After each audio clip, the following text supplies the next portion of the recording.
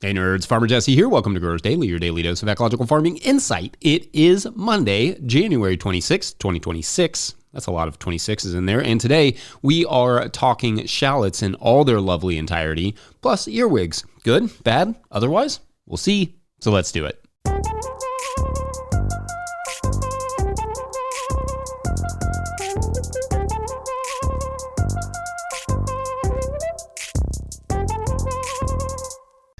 All right, so it is Sunday morning, and we're in the middle of an ice storm, and if you want to know what that's like, you can kind of hear it, and then also see it, which is super fun. All right, so I'm clearing snow in the tunnel, and it's really hard. Like, I've been going back and forth, right, as I go across the tunnel, just getting it off. It's really hard to describe how heavy this is. Like, I cannot do that with one arm, so I'm gonna have to do that all the way down the tunnel, get it all off, because it is super heavy. It's maybe only 2 inches of snow, but probably also, I don't know, half an inch of ice. This is not light. And just so it's clear, the reason I'm going back and forth is if you just did one side, all the weight would be over here and it could push the whole tunnel down. So yeah, fun.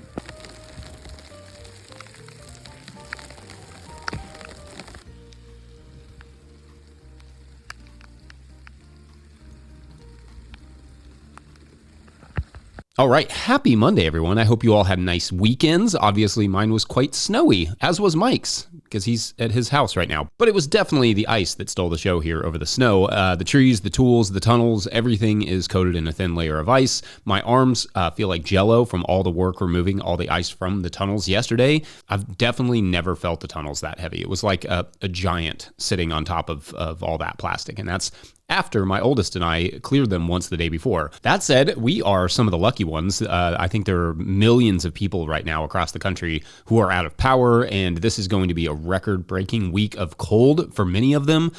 So we're fine so far, as long as the trees don't start falling on power lines and such. Tunnels are good, plants are good, they'll be fine, but this is going to be an absolutely brutal week for people without power.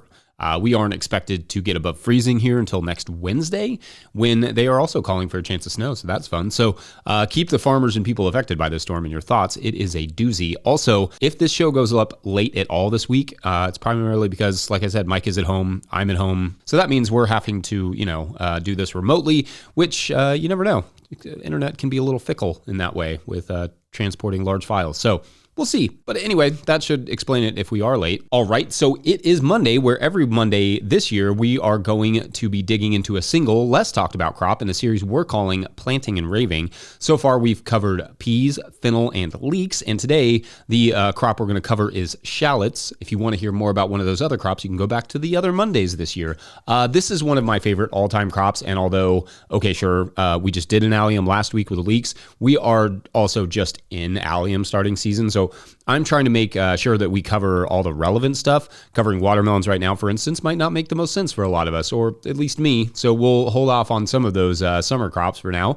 Anyway, yes, shallots. The first thing you should know about shallots is that they are delicious. Maybe my favorite allium. Maybe I also said that about leeks too, but in which case, maybe disregard. Obviously, I just love me some alliums. But shallots are delicious, more delicate than an onion in flavor, great raw, great for soup, sauces, salads, you name it. Now, I'm going to go ahead and get the bad news out of the way, though, first. At least for some of you, if you are much further south than us, growing shallots is going to be tough. These are long day onions, meaning they need 14 to 16 hours of daylight to initiate their bulbing. Kentucky is in what is considered the intermediate day onion territory, as laid out by this handy-dandy map from Johnny Selected Seeds, or if you can't see it, you're probably listening on podcast form, and you can click on the link in the show notes.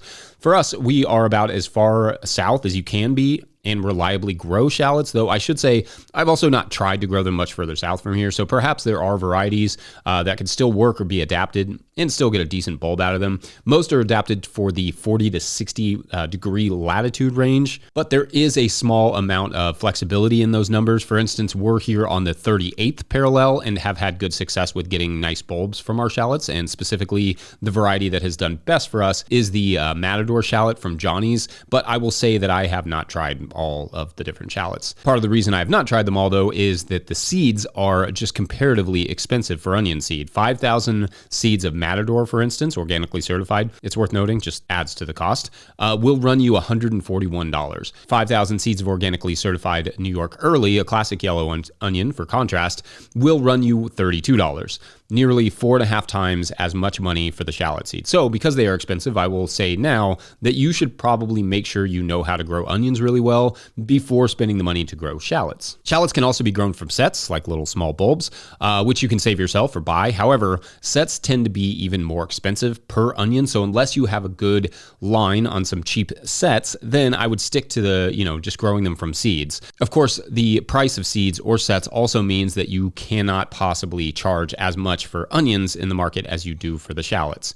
3 or 4 times as much for shallots? I mean, maybe, yeah. And if you're thinking, well, that will make it harder to sell, the shallots than it does for my onions, it probably will. So also, before you grow a specialty crop like shallots, add to the checklist, which should include your latitude as well as your ability to grow onions. Do you have the clientele? CSAs are always a good option for a crop like this. We found, of course, chefs really love shallots, and ours are significantly better than the stuff that comes in the jug pre-peeled. Yuck, that stuff. Unbelievable that so many places use the giant jugs of garlic and the giant jugs of shallots. They are just flavorless and yuck. And we also found that they sold well at farmers markets, often selling one nice shallot cluster. They grow in like clumps of 2 or 3 usually for $3 a cluster, or 2 for $5. Though if we were to go back to market again, that price would probably have to go up with inflation now, probably closer to 1 for $4 or 3 for $10 or something like that, which again is a lot of money. But $10 a pound is not unheard of for shallots, and frankly, not unreasonable. An expensive seed that is a little challenging to grow and takes 120 days or more to get there. Yeah, I think that's very much a specialty crop, but a delicious one. Milder and sweeter than your average onion. Like I said, there's a reason chefs and foodies go gaga for this crop. They also store fairly well, at least as well as your average red or yellow onion. So for starting shallots, I usually do that in January because they do like a pretty long season, and I need to get them as tall as I can before the solstice to maximize the day length and get the biggest bulbs that I can, because being shallots, they won't be super big regardless. You can start them in trays like microgreens, similar to how I described the leeks last week, but because these seeds are so expensive, I prefer to take my time and do 1 to 2 seeds per block in soil blocks. I typically like the 35 block standing blocker just to make sure that they have all the nutrient support that they can get to grow them nice and tall and for March planting dates. Shallots like it around 80 degrees, or that's like 26 degrees Celsius for germination, give or take a few degrees, but they have a fairly large germination temperature range. It just goes slower as you get colder. At 50 degrees, or that's like 10 degrees Celsius, for instance, it could take 3 or more weeks for them to germinate. Usually, though, you're talking about a week. So ideally, it's warmer than that, because just the longer it takes to germ, the longer you will need to allow for maturity. Now, we will take a pause here to talk a little bit about something else, as we normally do in the middle of the show, but at the end, we will return to our actual shallot production, because it's about that time. I mean, we started ours a few weeks back, but you get the idea. First, though, let's take a question about sometimes good, sometimes not. Earwigs. Be right back. Ollie.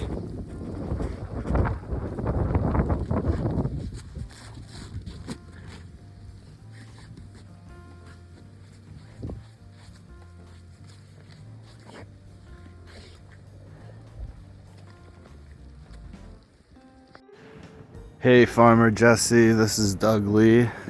I wanted to show you my cold frame / greenhouse. It's not in use because it's winter, but it's made of mostly glass and it does a really good job.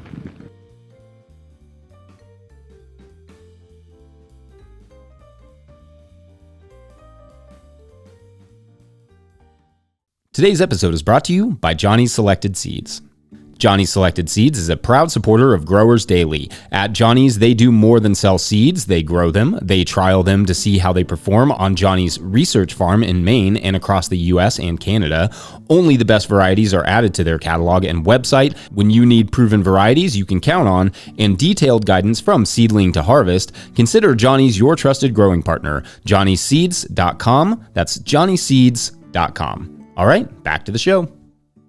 If you, the listener or viewer, are enjoying this podcast, getting even a small amount of value from it, consider supporting our work over at patreon.com/no-till-growers. I will try to get to questions from everywhere that questions come in, but I will always get to your Patreon questions. Now, today's Patreon question comes to us from Patreon member Renee, who writes, quote, "Hi, Jesse. Thank you for sharing your expertise and thoughtful musings with us.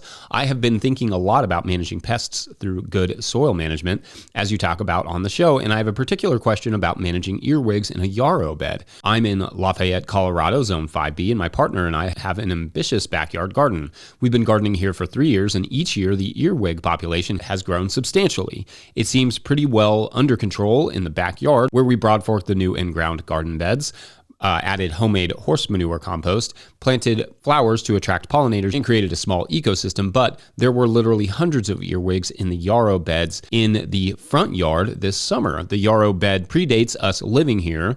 The yarrow was gorgeous and lush the first year, but has weakened each year due to earwig damage. How do you recommend boosting the soil health in pre-existing bed like this? I think broadforking would be difficult due to the density of the yarrow.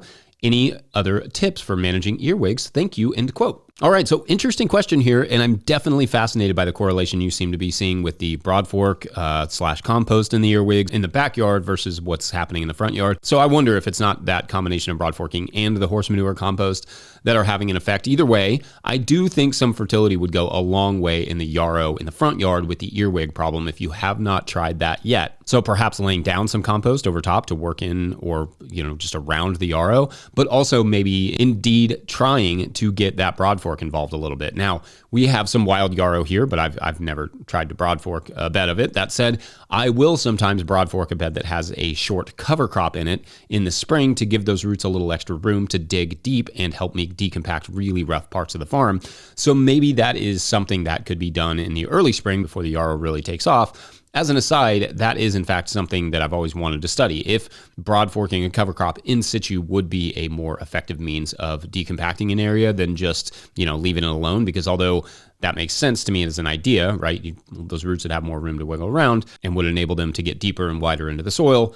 Sense, of course, does not make science. So it would be interesting to test that out. Anyway, I've found myself a little off course here, as I'm wont to do. So let's return it real quick to talking about actual earwigs, because they are a fairly fascinating bug. For starters, earwigs' main source of food is actually other insects, including aphids. In that way, earwigs can be quite beneficial in the right doses and around the right plants. But they will occasionally eat soft plant tissue, like it seems, yarrow, and cause other issues. Earwigs enjoy mulches and dark shelter, and so sometimes it's recommended to get rid of any mulches around plants, but I personally would probably not remove the mulch if I don't have to. Anyway, maybe instead removing any old dead yarrow leaves, just so that they're not maintaining any of the populations.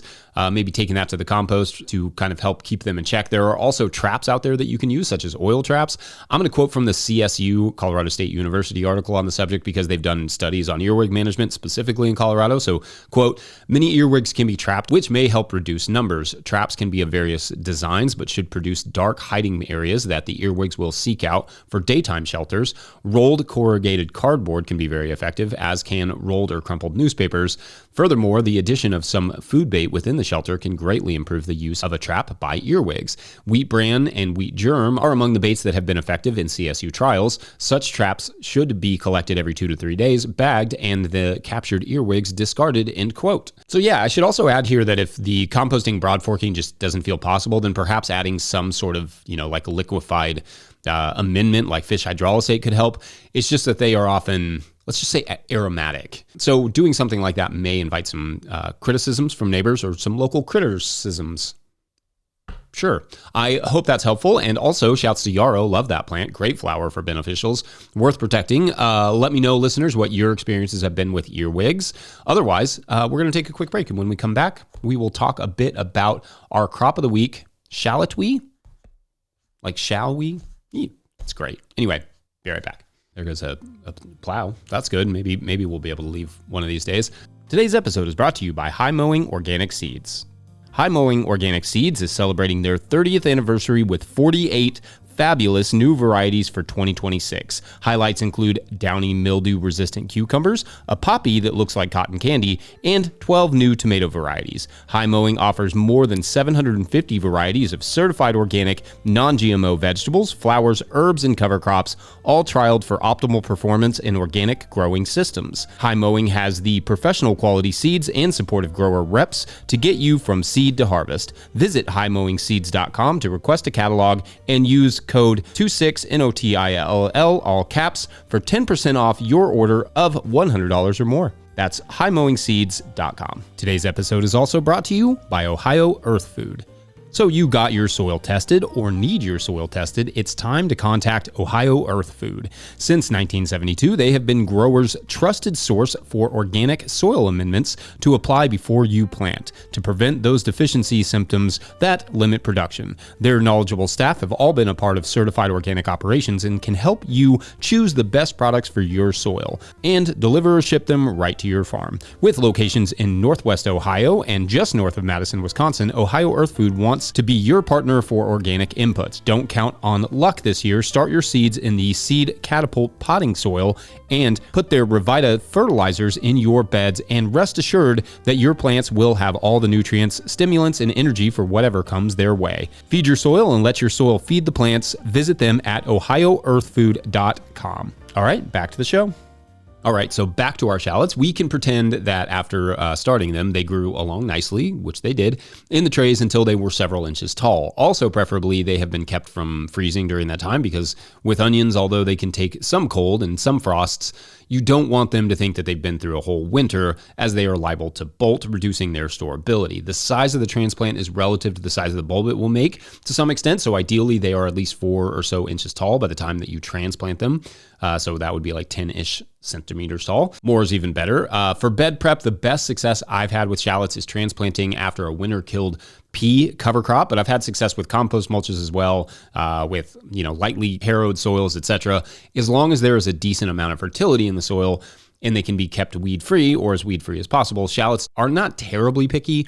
A small amount of compost with some feather or alfalfa meal can go quite a long way so long as the soil drains well. The nice thing about the onion family crops is that they are shallow-rooted and do okay in wet soils, but that doesn't mean they love to grow in like a bog, so they do need some drainage. A little broad forking, in other words, may be in order or may go a long way in poorly draining soils. For spacing, we space them at about that 7.5 by 7.5 inch grid. That's like 19 centimeters by 19 centimeters, and plant them just so that the soil block is covered. It does not need to be deep like, leeks, for instance. Also, I do not trim these or any other onions before I plant them. According to the research, trimming is not necessary and it is not going to get you bigger bulbs.